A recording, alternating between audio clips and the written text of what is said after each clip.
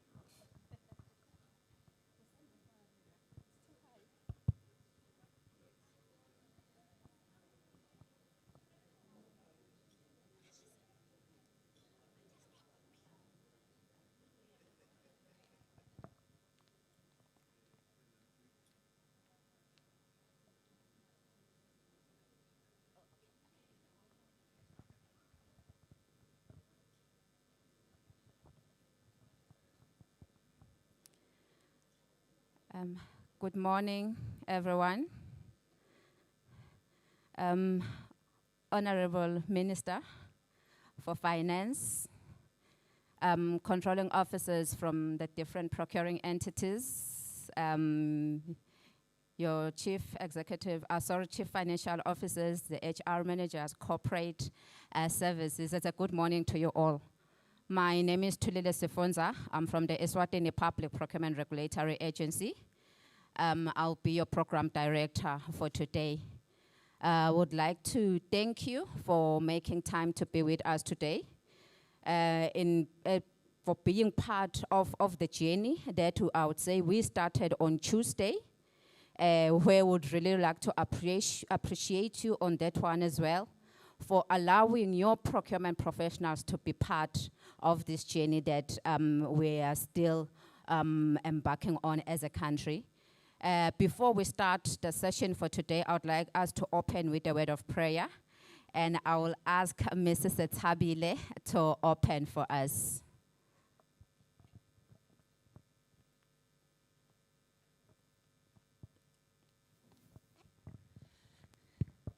Honorable Minister, PSs, CEOs, I greet you all in the name of Jesus. Can we close our eyes to pray? Heavenly Father, we want to give you praise and thanks for the gift of life. We pray, Heavenly Father, that you may honor us with your presence even this day. We pray for excellent deliberations and successful meeting in the mighty name of Jesus Christ. Amen.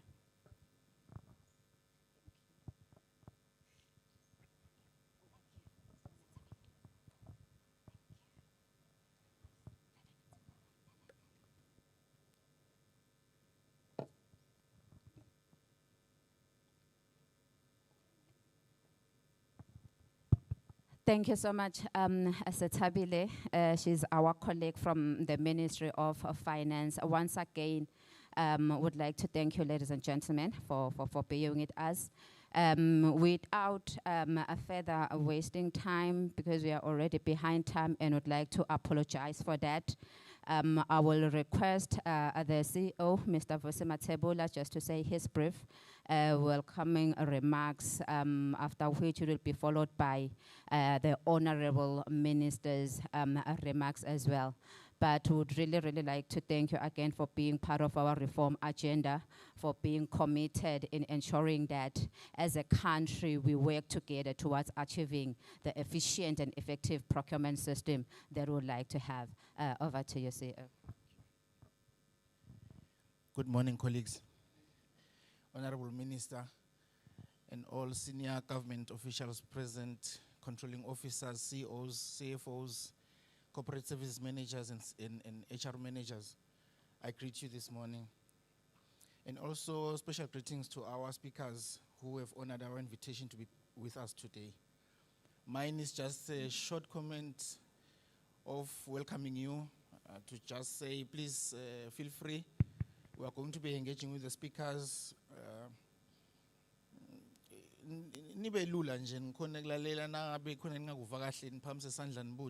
Because that is why we invited them to come here. I'm trying to scan around the room as I'm making my remarks to see if we have a senior official from the Ministry of Finance.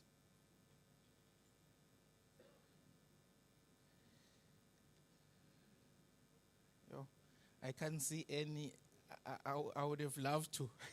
I would have loved for any of the senior officials, because I can't see the PS. So please come and welcome the minister on stage. But since I'm scanning around the room, I can't see anyone.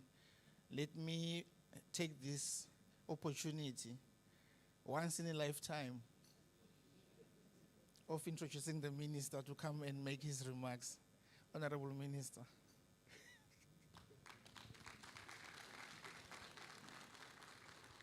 The other CEOs will debate whether to be a PS is a promotion or... Hello, CEO. You're going to get yourself into trouble there, CEO, with the taking. So. But no, like the CEO said, we can keep it all casual this morning. There's nothing too formal about it. And so thank you very much, CEO, for introducing me. And Program Director, thank you very much for starting the meeting off. So I do see some PSs in the room. Thank you so much for the PSs that are here.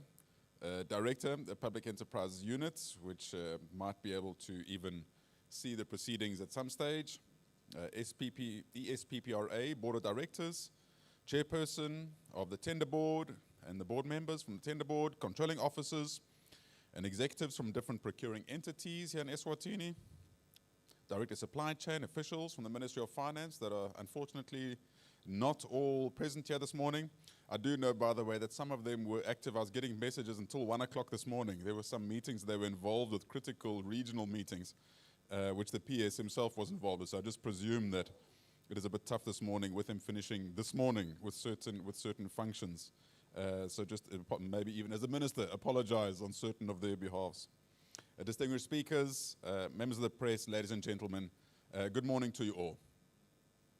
It's a great honor to address you today at this prestigious meeting where our focus will be positioning procurement as a strategic function for better service delivery.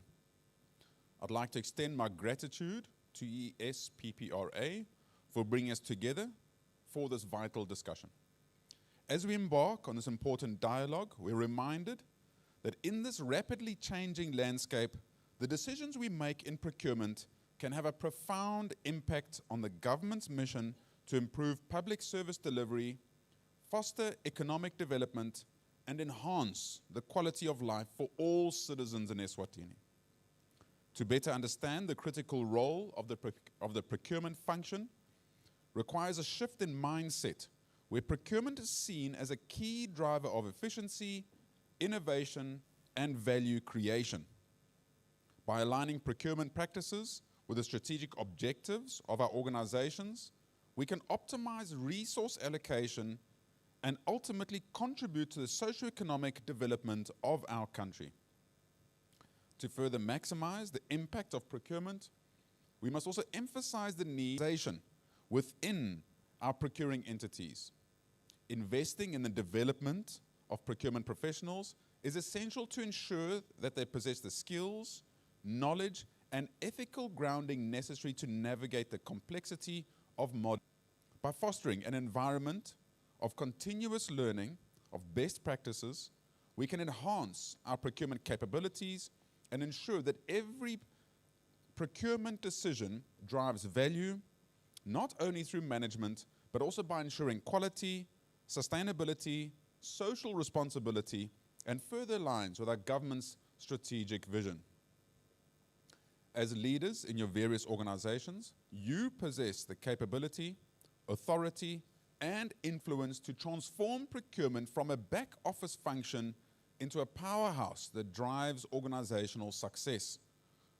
Your decisions, strategies, and commitment to effective procurement practices will define the extent to which our government can meet its objectives. By fostering this alignment, we can create a procurement framework that not only meets immediate needs, but also anticipates future challenges and opportunities. As we move forward in our discussions today, I encourage each of you to reflect on how you can leverage your leadership role to strengthen procurement within your organization. Let us collectively identify solutions and strategies that will strengthen procurement and to deliver best services, or better services rather, to our communities and support our national economic objectives. Let us all embrace this transformative journey. With your leadership and commitment, we can create a procurement system that is efficient, transparent, and aligned with our national goals for the betterment of all eMaswati. Ngiyabonga.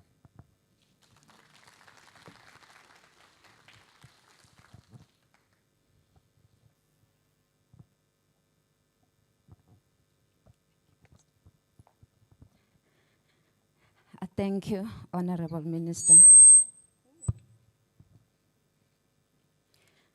Yes, thank you once again, Honorable Minister.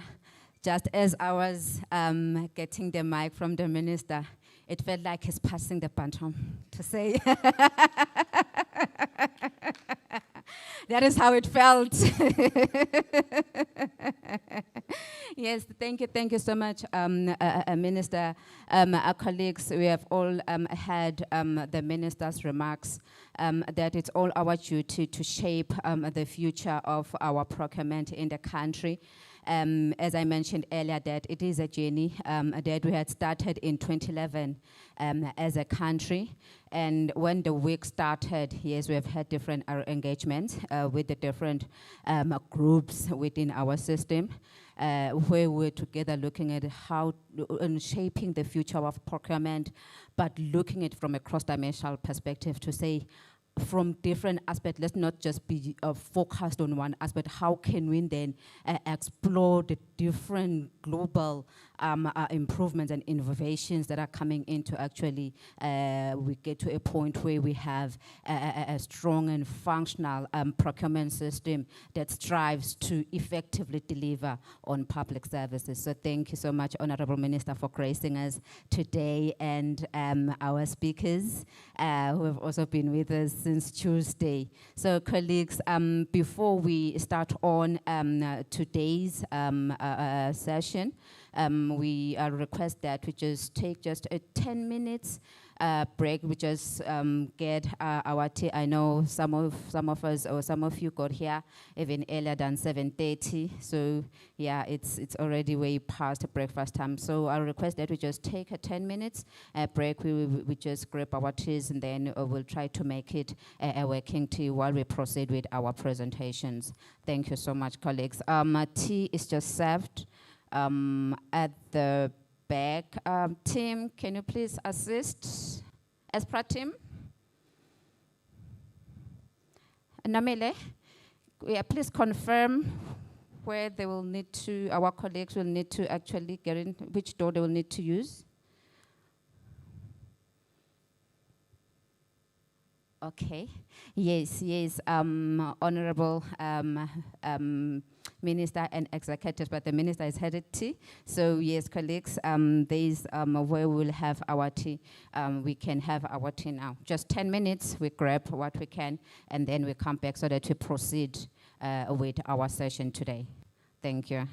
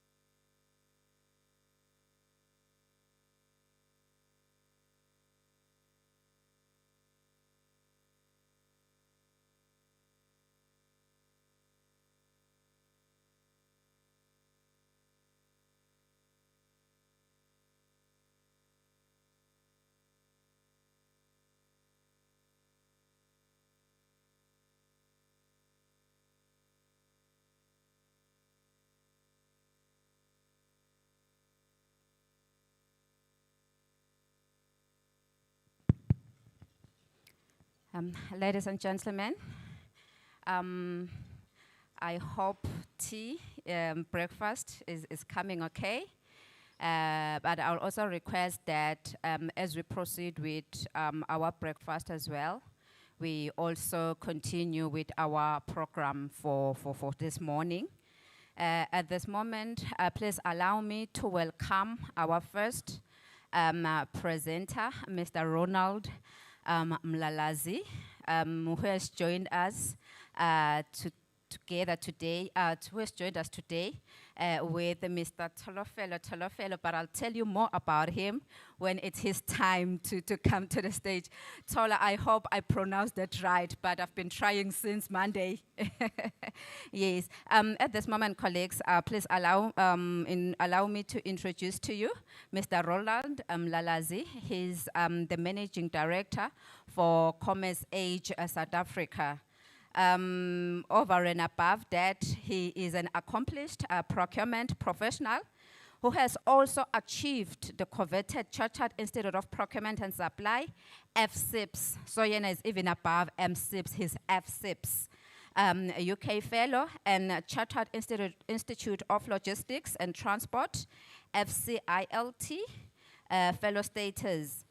As a result of his outstanding contributions over the years in field of procurement and supply chain management, holds a master's degree in procurement and supply chain from South Wales University in the UK and an MBA from Mancosa. In 2017 to 2019, he was elected a representative for Africa, a role that he was re-elected for another 3-year term in 2019 to 2022.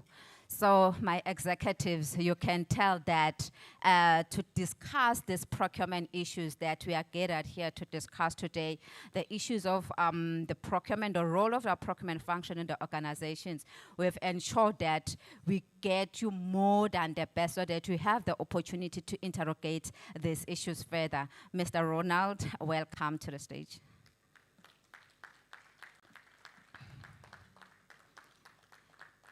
On another note, colleagues, please note that we'll also be circulating a register on the tables, so please do remember to fill in your name.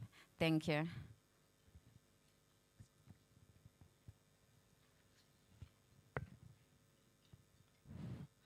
Good morning and greetings to you. Good morning and greetings to you. Thank you so much. Thank you, Program Director. Indeed, it is a privilege for me to stand before you. I'm actually supposed to be on the other side. But thank you so much. It is really a privilege. We are discussing something very interesting, public procurement. Why is public procurement so important, particularly in our time? I normally think of a child somewhere in the rural areas who is being deprived by probably the decision that we make. Sometimes when we make wrong decisions in procurement, they lead to death elsewhere down the stream. If we don't make a right decision in procurement, somebody is dying because of that decision that would have neglected. But on the other side, if you make the right decisions, we are actually making people leave. So that's the responsibility that sits with us. I'll try and go through. Okay. So the first thing that I just want to share with you is the alignment that we need to have. Procurement is not only just a function. procurement, the first thing that we need to do in procurement is to make sure that we align procurement with the government priority goals.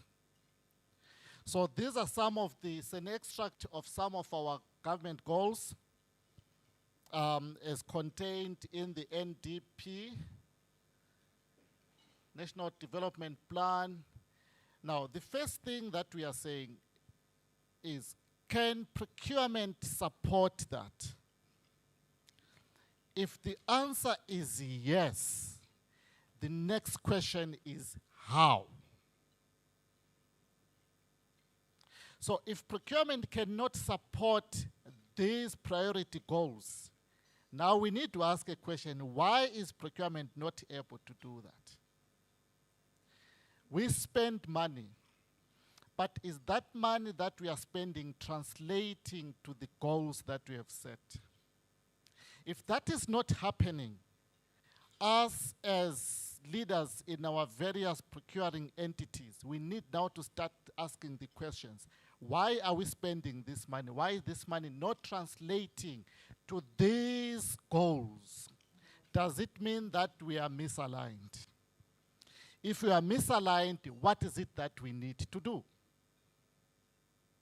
So it's a food for thought that I just want to share with you, that we spend money, but is the money translating to the expected outcomes?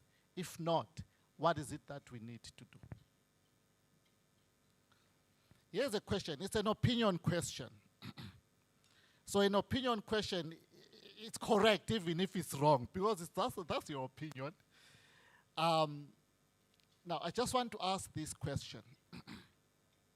Can public procurement directly contribute to economic development? Yes or no?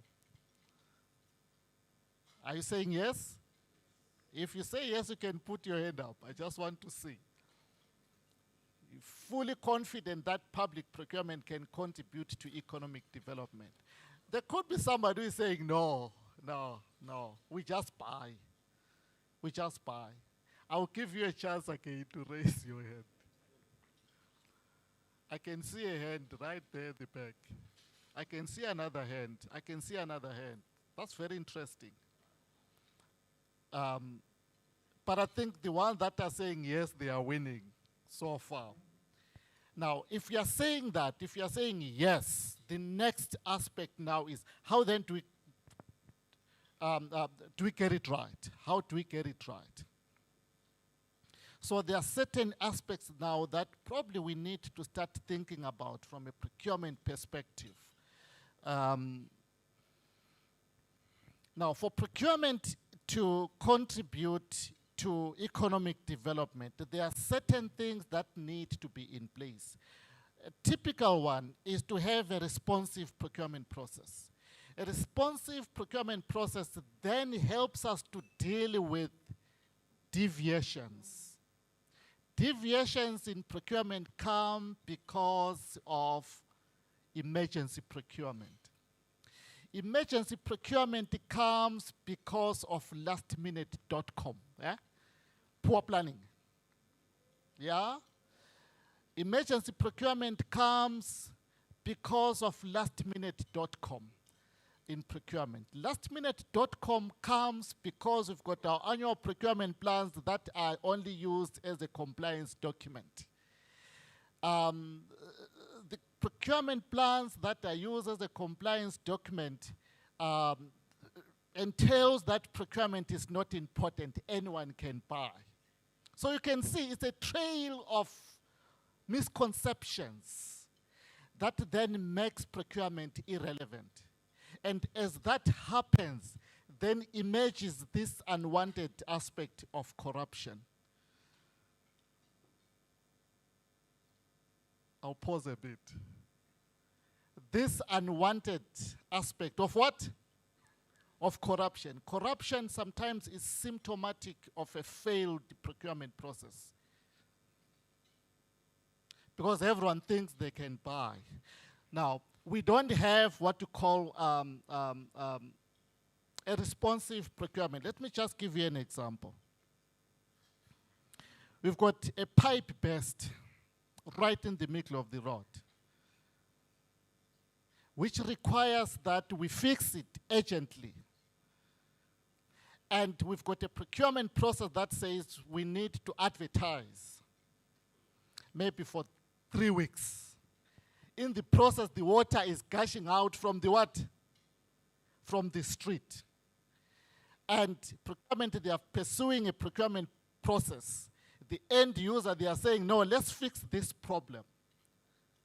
We both want to do the right things, but we are not focused on the right things.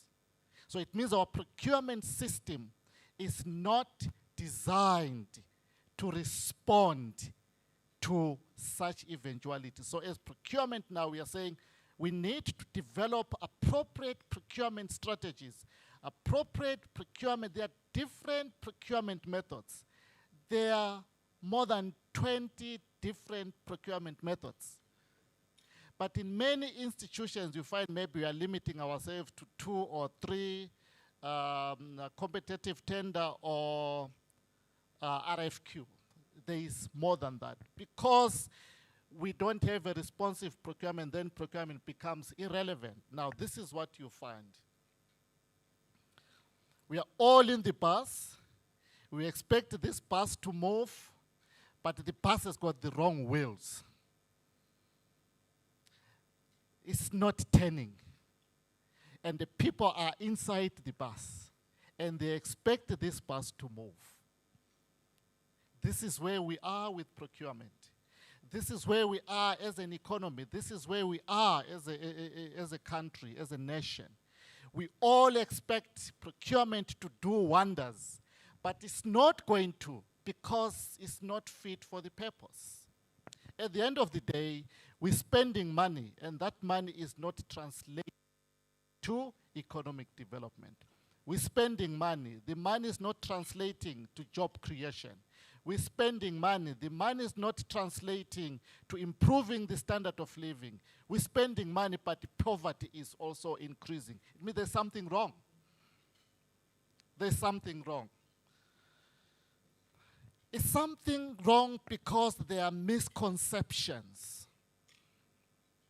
There are misconceptions. The first misconception that we see, it depends where you are. Somebody is seeing a 9, and another one is seeing a what? A 6.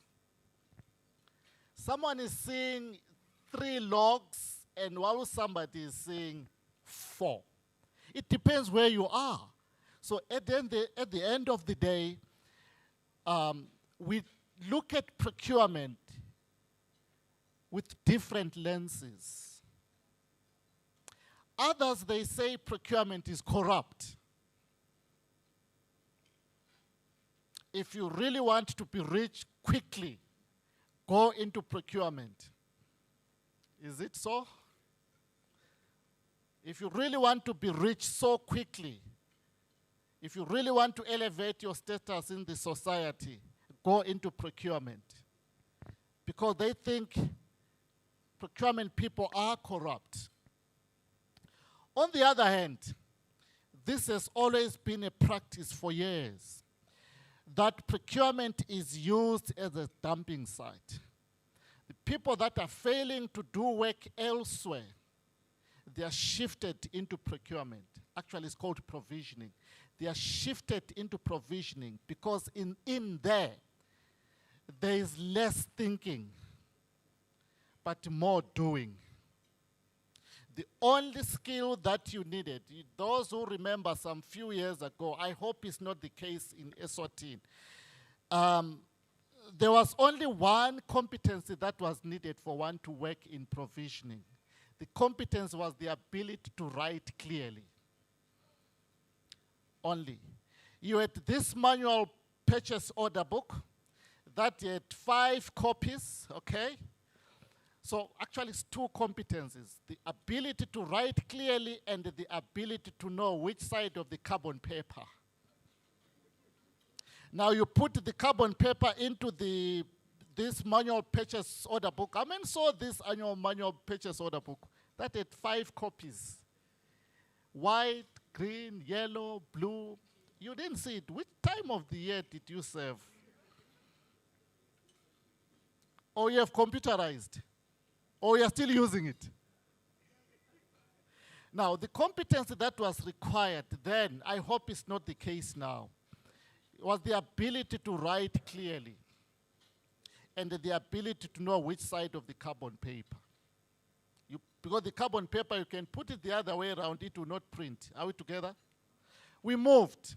Now the carbon paper now was removed. It is now self-carbonated, makes your job much easier now. And the user department comes with a quotation. They've already made a decision which supplier. They only bring a quotation to you, please write this. So the only competency that is needed is to write clearly, only.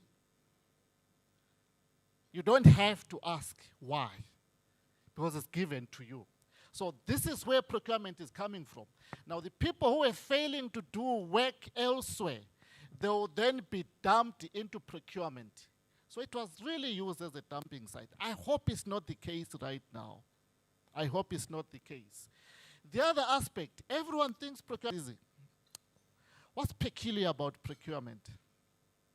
It's like going to Pick and Pay, get into Pick and Pay, get a trolley, move around the aisles, put the stuff in the trolley, get at the till, pick one item, pay for it, and leave. That's a simple process. Is procurement like that? So these are misconceptions around what procurement is. So when we say, no, procurement, we have arrived. They say, but what are you talking about? Because we know anyone can do procurement.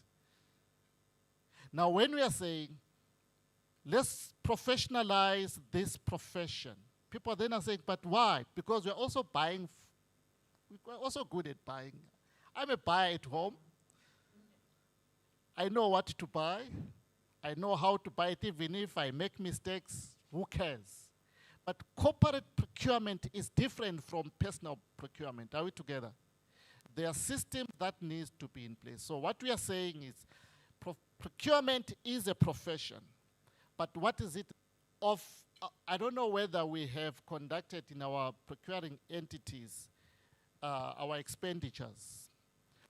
Let's say we've got 1 million expenditure per year. If you check in your procurement system, about 65, on average between 55 and 70, depending on the institution, that kind of expenditure sits with procurement. Now, if it sits with procurement, then we are not paying attention how it is used. It's actually culminating to waste. Are we together? So we need to deal with the perceptions. Now, let me just take you through quickly in terms of what other countries are doing in Africa. We are observing a change in approach globally. As I speak, in the UK, they are busy with the public procurement reforms. In Australia, they are busy with public procurement reforms. In New Zealand, in Belgium, in Netherlands, all countries, developed countries, have realized the value that sits within public procurement.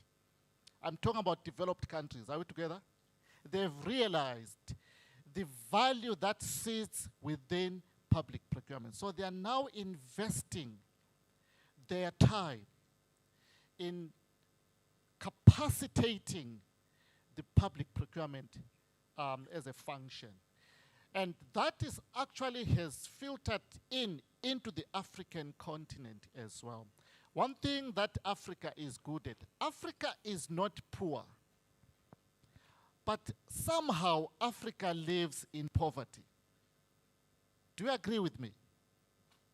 Africa lives in poverty, but Africa is not poor. Now, if the developed countries have realized the strategic importance of procurement, what more us? So I'll take you through what the other countries have done. and what has motivated them to do that. The first thing that they've looked at is that research that was conducted by the African Union. They said as much as 25% of the GDP of African states is lost to corruption each year, which amounts to close to 148 billion US dollars. This is lost to corruption. Now, what causes corruption is that. Just check in your institution how much of your procurement processes go under emergency procurement. Because there are accounting officers here, and there are CFOs here. How much of a procurement process goes through emergency procurement? And what is the root cause to that?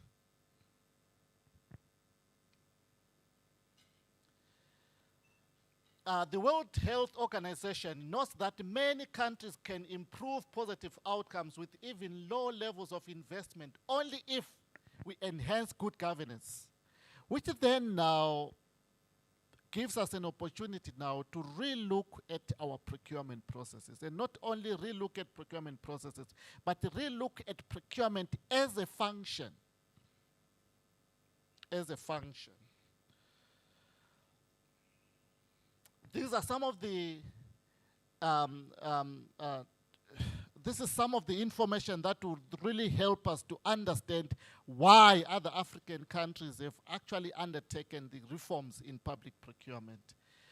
With proper administrative and legal framework, procurement can contribute to national economies.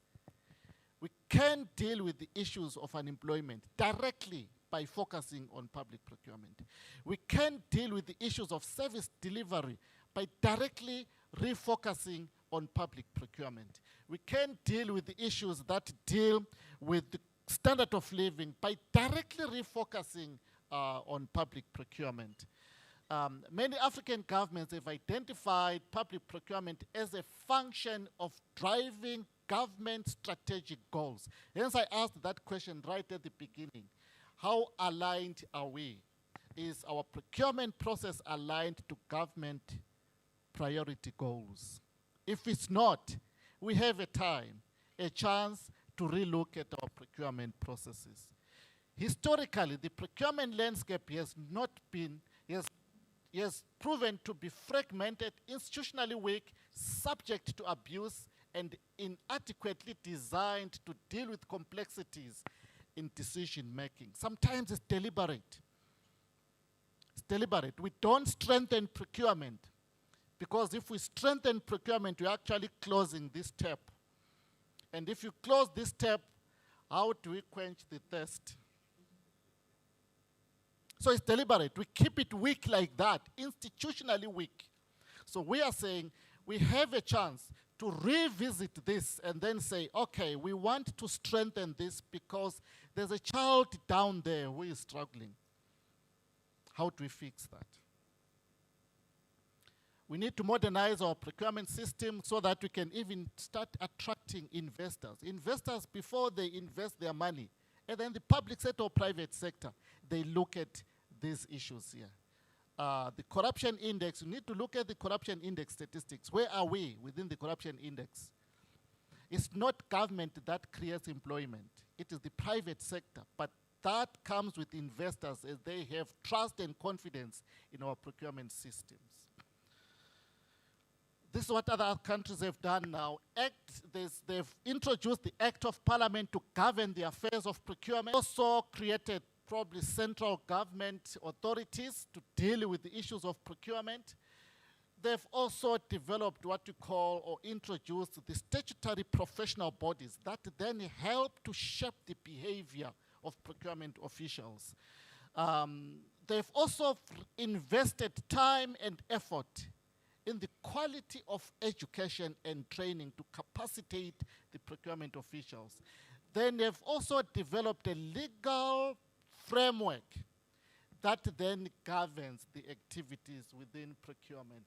and obviously raise the profile of the procurement function so that it moves away from being tactical to being strategic, from being reactive to being proactive. It's an intentional approach that we need to look at. These are the countries. These are still at the early stages of their development. We've got in Rwanda, they've come up with a public procurement authority. In Malawi, in Botswana, South Africa, strangely, is trailing behind Africa in terms of public procurement reforms. Strangely. Only 2 weeks ago, we had the Public Procurement Act signed by the president, and they're still subject to contestation. So we're still behind, very far behind in terms of reforms. But there are countries that have really moved a step further. And some of these countries include Zambia. Zambia, they have a public procurement authority. Inside the public procurement authority, they have also have the Zambia Institute of Purchasing and Supply. Now, just to reflect on this one, the Zambia procurement and supply as a professional body, there's an act that was enacted in 2003. Now, this is how this act goes. One who takes up a position in procurement but without the relevant qualifications, and the one who employed that person, both of them are liable to a jail term in Zambia. I thought we would clap hands for Zambia.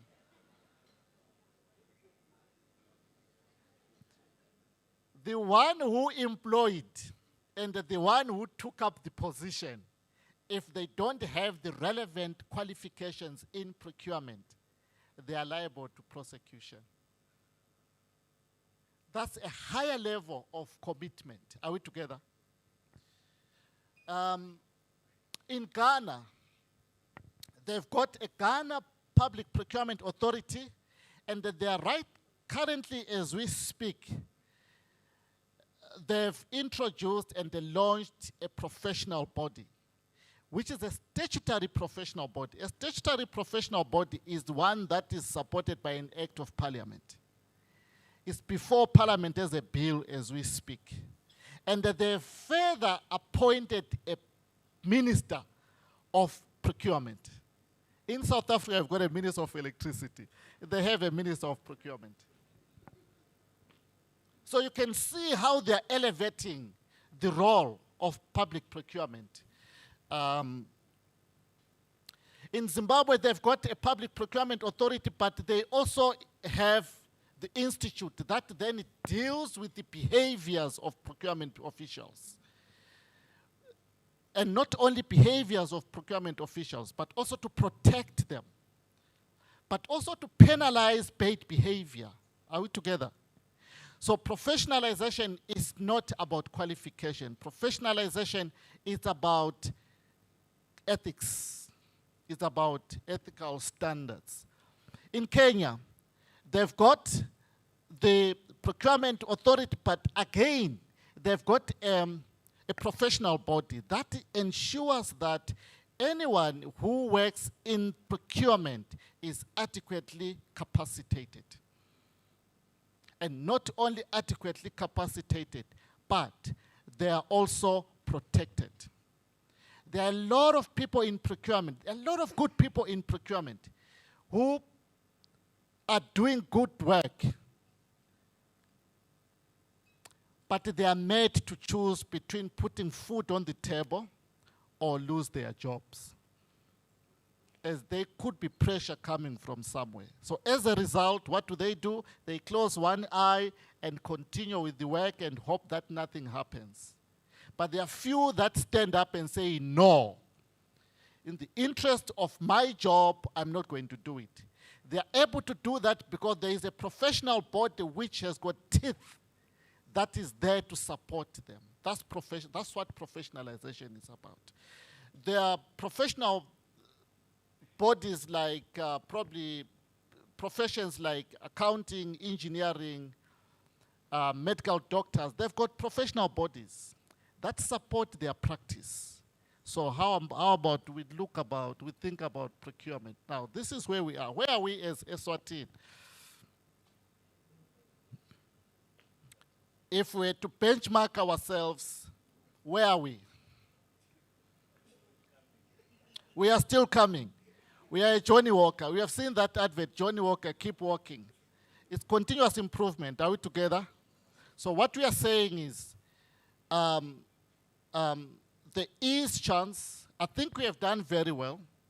We have done very well because you've got my engineer there. We have done very well because we have already created the regulatory body. The next thing that you need to start thinking about now is, how now do we protect the officials? How do we safeguard? What is the way forward? So we need now to elevate the role of procurement. But it's not only just elevating it. In South Africa, we've got this problem. We changed the name, but we did not change the behavior. We changed the name. Pre-2003, public procurement was referred to as provisioning. And in 2003, they changed the name to supply chain. But the behavior remained. And in 2012, then we had the chief procurement officer being introduced. It only changed the name, but the behaviors are still what? The same. So I'm saying we also need to start changing the behaviors if we are really going to get the best out of procurement. Now, as an accounting officer, you've got problem in your house, or as a CFO, you've got problem in your house, and you've got electricity problem. You've got this guy who is just passing by, then you say, please, can you come and fix my electricity? And this guy says, do you have a fork? Please, can I have access to your kitchen? Okay. Do you have a fork? Eh? Then the guy starts unscrewing the screws. Yeah? He's now fixing your electricity. Will you confidently pay that person? What will you do?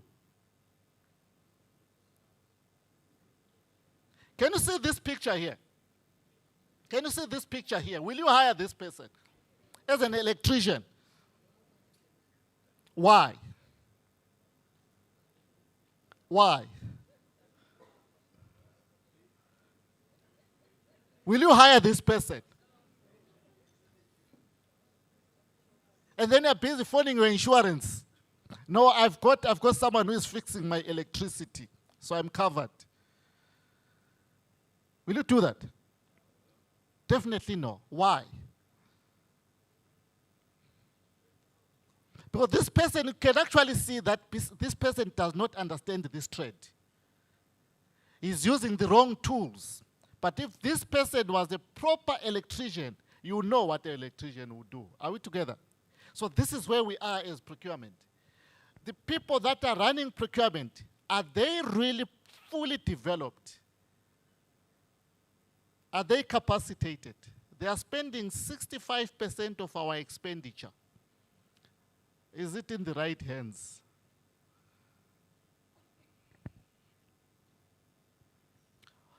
To be a professional means to work and project oneself in a way that demonstrates the levels of acquired knowledge, skills, and competence, as well as an exemplary conduct. Professionalization is not about qualifications. Professionalization is a holistic positioning. Okay, I'm just checking my time here so that I don't step out of my time. All right. Just look at those two diagrams. The one on the left and the one on the right. The one on the left depicts where we are right now. I'm reading it clockwise from 1. That's the current situation. Currently, there are no barriers to entry. Anyone can work in procurement. It's still a trashing bin. Anyone can work in procurement. Procurement positions do not require relevant qualifications because we have that pick and pay understanding that anyone can work in in procurement. Is it what it is in our functions? Is it what it is in our entities? Number 3, okay, I've covered that. Training is not role-based. We just train as a box-ticking exercise. We're spending money, but the money is not translating to what we want to achieve. This is a big one. I should have highlighted this one. Poorly remunerated in procurement. Now, this person who is managing my budget, and I leave this person with a bag full of cash, but this person has no money in their pocket, and they say, please look after this bag. I'm coming. What kind of a temptation is that? So we are saying when we are looking at professionalization procurement, we have to look at it holistically. Which are those things that probably are leading to this behavioral trait that we are not interested in? We need to look at it holistically. So this is the current situation, this one. This is the desired future. The desired future, if you look at item 1, we need to start bringing the National Institutes of Higher Learning. We sit down with them. What is it that we want? As they develop the curricula is informed by what we want to achieve. Is it aligned? Is it helping us to capacitate the officials so that they are able to assist government to meet its objectives? It's not just spending money, but spending money wisely. Step number 2, adequately qualified staff in the right positions. Think of what they are doing in Zambia. We need to start thinking about that so that we don't transfer individuals from this function to this function. In many cases, when we transfer them from this function to procurement, it's because they are failing to do the work. We rarely transfer those that are doing well. We transfer those other ones. And it is those other ones now that must help us to spend this money wisely. Number 3, appropriate career pathing and the growth. This profession is not attractive. It's not a good brand. It's not luring the young people into the profession. We need to put it in a position where young people, they start choosing public procurement as a career path. Highly motivated and satisfied staff. Motivation is not only financial. Are we together? And avoid financial motivation. I understand we've got HR colleagues here. Money is never enough, eh? Is it enough? It's not enough. So it means motivation can not only be limited to financial. There are other things that we need to look at to motivate. Attract right officials, retain, protect, and enhance. I'm one person who always stand on the side of procurement officials. Are they corrupt? I'll say no. But this profession has been infiltrated. So if we professionalize, we are in a position to identify these ones and we flush them out. Are we together? Procurement people are not corrupt, but they are corrupt people who find themselves into procurement. So as a collective, we now need to start getting into these conversations. What is it that we need to do? How do we elevate? How do we deal with these perception issues? We need to raise the bar. If the bar is on the ground, we need to raise it. Now, this is a takeaway slide. The professionalization framework. there are 4 things that we first need to look at. And to bring the rest of the stakeholders, like your institutions of higher learning, they need to be part of this. Establish procurement, public procurement as a discipline within the Eswatini education system. Now, you normally see these, particularly colleagues that come from HRD. When you are advertising a job for a procurement role, when it comes to qualifications, we start scratching our head. You need engineering, you need finance, you need whatever it is. And then we say, or procurement. So it means we need to bring procurement first. Are we together? We are recruiting someone for a procurement role. The qualification must be procurement, because it is a discipline. Define a national set of public procurement norms and standards. What defines a procurement person? What defines a procurement person? Do we have the norms and standards that would then say, this is a procurement person, this person fits the role? Develop a framework for career pathing that allows for progression, articulation, portability, transferability, and recognition. It means we are intentional about it. We are developing this roadmap, and then colleagues can go through that. And develop a framework for ethical professional conduct. Now we have a problem here. Let me just give you a scenario.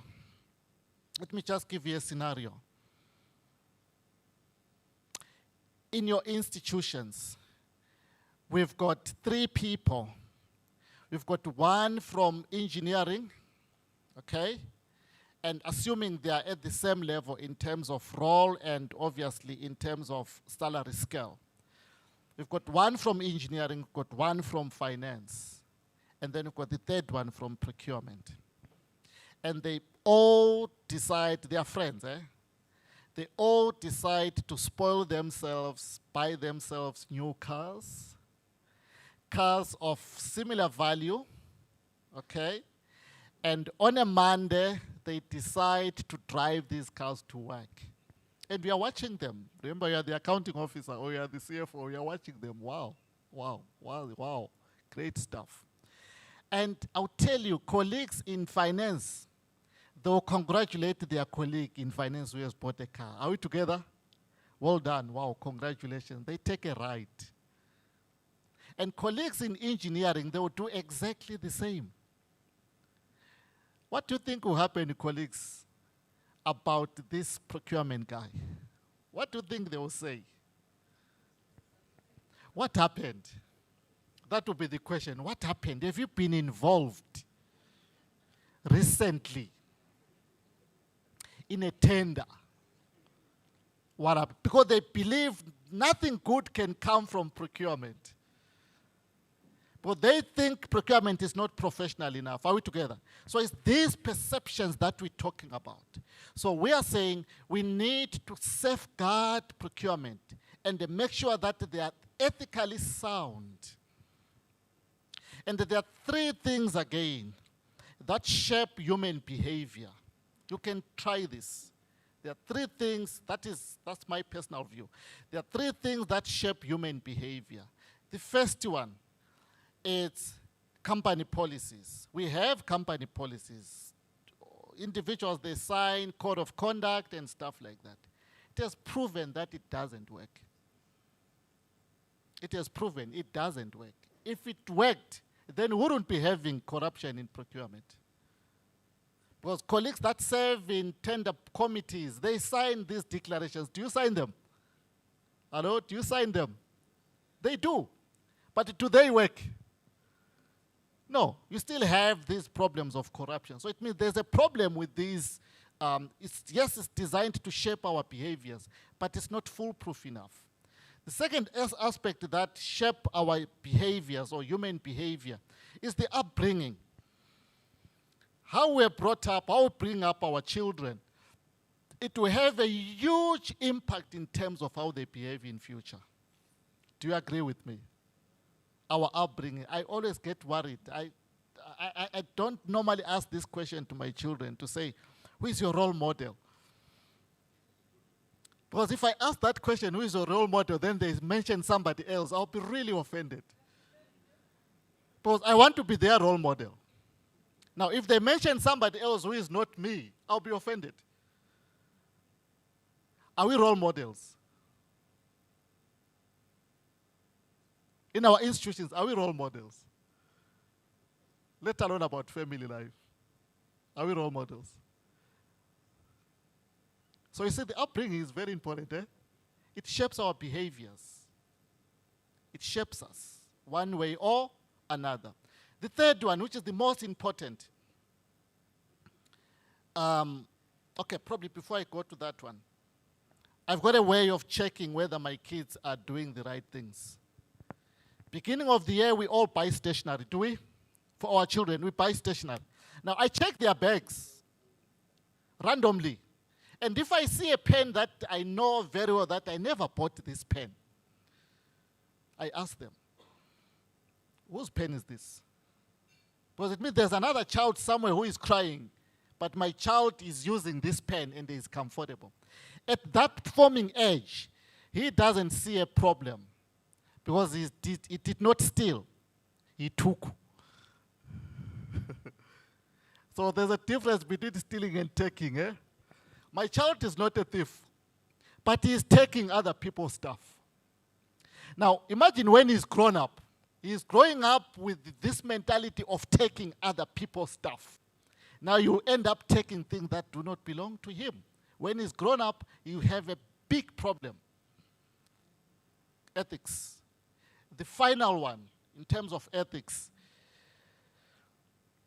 Professional bodies, they help to shape the behaviors. They help to shape the behaviors. Let me just take some quick statistics here.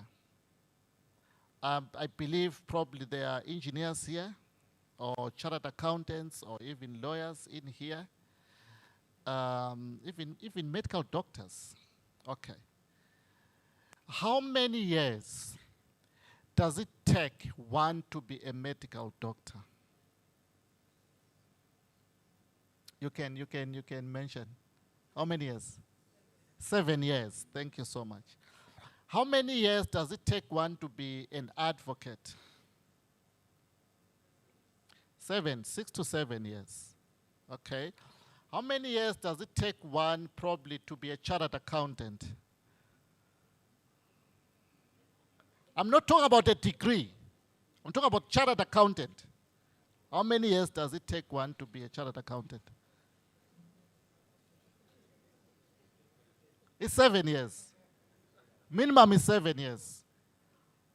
It's 7 years. Do you all agree? Okay. And all these colleagues, they belong to professional bodies. That's why they've got that status. All right? How many years does it take one to be in procurement?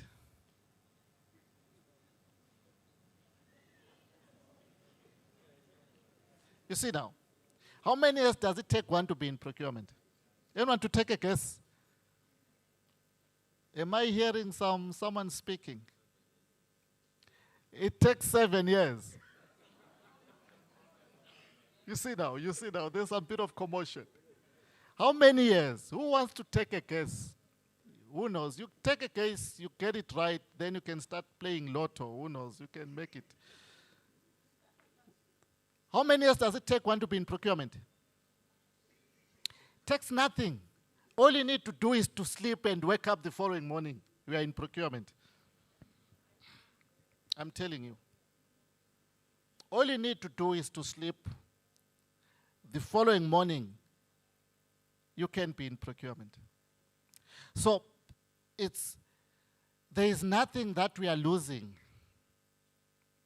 So then there's nothing that will shape our behaviors. Are we together? But a chartered accountant, a medical doctor, a lawyer, they know that, you know what, if I mess up here, in law there's this debarment. Debarment, it means we are removed from the bar. Are we together? In the medical field, again, if you step out of your practice, they withdraw the license. There's no license to practice. Yes, you still keep your qualifications, but you can't do any work. We need, as part of professionalization, that's what we need to start thinking about in procurement. Are we together? Shaping behaviors. Now then we know, if I mess up, I lose this license to practice, I can't work anywhere. Why is that so important? It's because I'm responsible for spending the institution's fund of almost about 65% of the total expenditure. We really need to start tightening the screws around. And I can tell you, you will produce a highly competent. As that happens, the index, the corruption index drops, the investors, they come, and the cost of living drops, okay? But the standard of living what? Goes up. What happens to crime and poverty? It goes down. Now, we've got a country that is functional. It all comes from procurement. So how to get that? We focus on the competence areas and behaviors. I'm yet to see a university that offers a degree in attitude. Please, if there's one, I'll leave my contact details. I also want to enroll in that program. Attitude. So you have a qualification, you've got the skill, but the attitude remains a problem. How do you deal with the attitude issue? So through the professionalization, we deal with those aspects of attitude. Are we together? And this is the framework that I'm leaving with you.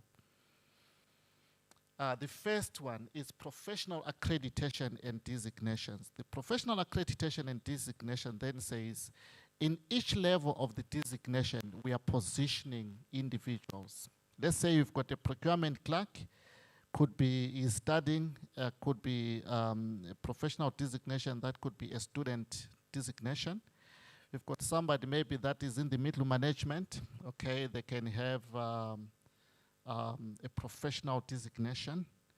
We've got someone probably who is the head of procurement, okay, or the procurement manager or whatever it is. So these designations, they reflect accountability. Are we together? They reflect responsibility that comes with it. Now it means our procurement now is able now to develop policy, our procurement policies that align with organizational objectives. These individuals, because are capacitated, they are now able to develop strategies, not copy and paste. Remember I said responsive procurement. Now we've got water gushing out from the street. Now it means a three-court system may not address this problem. So it didn't come up with a procurement strategy that is responsive to that. And a good procurement strategy would then deal with the issues of lastminute.com, which is now your deviations. Deviations come as a result of poor planning. Poor planning comes as a result of lack of stakeholder management and relationship management, consultation, and stuff like that. So we are developing this procurement cadre who is strong in technical skills, but also strong in soft skills.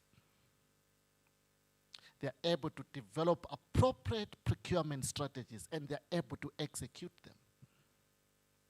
And as they execute, they remain on the straight and narrow. They are ethical in everything that they do. My engineer there, okay. Then there's something called this, it's not a one size fits all. In the land, in the world of education, there's something called micro-credentialing. Micro-credentialing is having short skills programs that are accredited, that contribute to a final qualification. Are we together? Let's say a final qualification, a full qualification is 120 credits, and the micro-credentialing, then we are saying, you do this short course, which is accredited, probably it's 40 credits. Next time you do another one, next time you do another. Just for example, as we develop, as the system matures in procurement, we now start implementing what we call strategic sourcing. Now, strategic sourcing, you do a short skills program that is accredited, and then you are certified as a strategic sourcing specialist within SCM, within procurement. Are we together? And then you deal with the competency in legal framework, okay, regulations, policy formulation, and then you become a policy formulation specialist within public procurement. That's what micro-credentialing deals with. Then ensure that the qualifications are credible. And then we flush out the fly-by-night institutions. It's the journey towards professional year. I keep my CPDs. It's a discipline that I've taught myself. Every year I report, I keep my CPDs. It's continuing professional development, because yesterday's solutions are not tomorrow's solutions. Are we together? COVID taught us there are certain processes that were very much acceptable before COVID. But then when COVID came, it actually reflected how fragile public procurement is globally. That's where corruption emerged, because it means our procurement systems are not designed to respond to challenges. Our procurement systems are not designed to respond to challenges, so they are not resilient enough. And as we have these programs continually improving, we are now able to do that. Then this is my last slide. It's not moving. Okay. Now, how do we get the license to practice? The license to practice is informed by relevant qualifications in public procurement. It's a journey that we need to support. I'm really impressed.